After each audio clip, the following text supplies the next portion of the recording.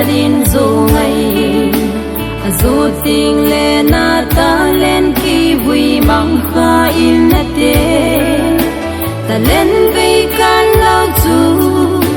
pathin lung hay lâu na ta len chân chu na bay pung na em he pa ki ngai to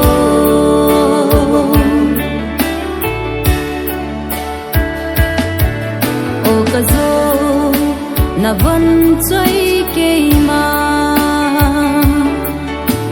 zu nei lâu bang na hin kho ka man a bole pa e ho ka o cha di na silung oi hina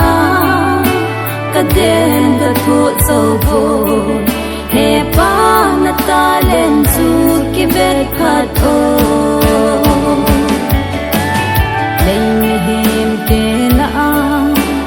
pathin ta len hop kam chan len chu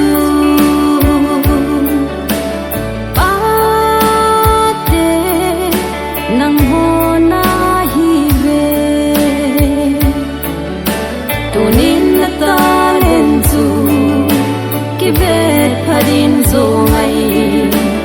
zo ting le na ta len ki vui mang kha in na te ta len ve kan lau chu pathin lung hay lâu na ta len chân chu na ve pung na em he pa ki ngai to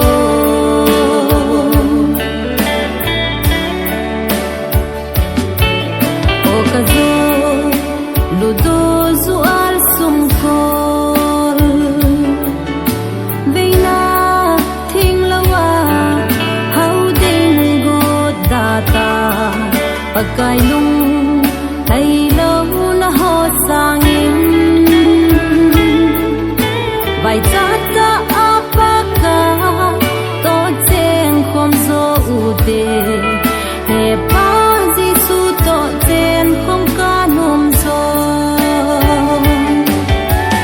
lein him ke la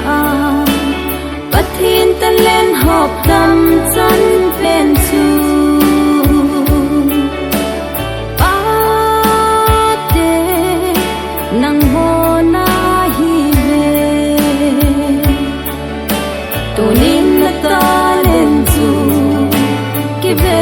pharin zo ngai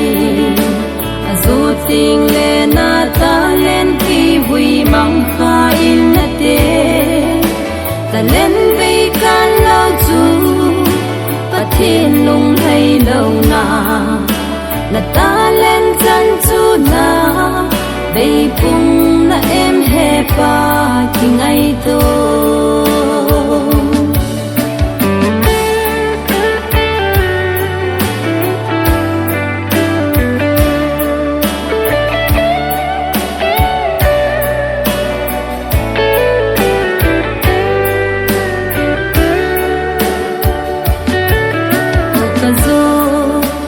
in sung mai cha ma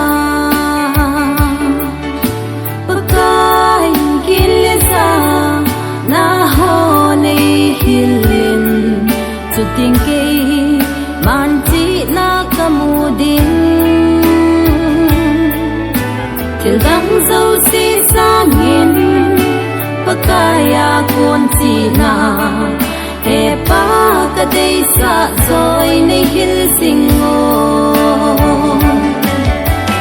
lein him ke la pathin ta len hop kam chan len chu pa te nang ho na hi ve tu nin na ta len chu ki ve pharin zo ngai zo ting le na ta len ki vui mang kha in na te ta len ve kan lau chu pathin lung hay lâu na ta len chân chu na bay pung na em he pa ki ngai to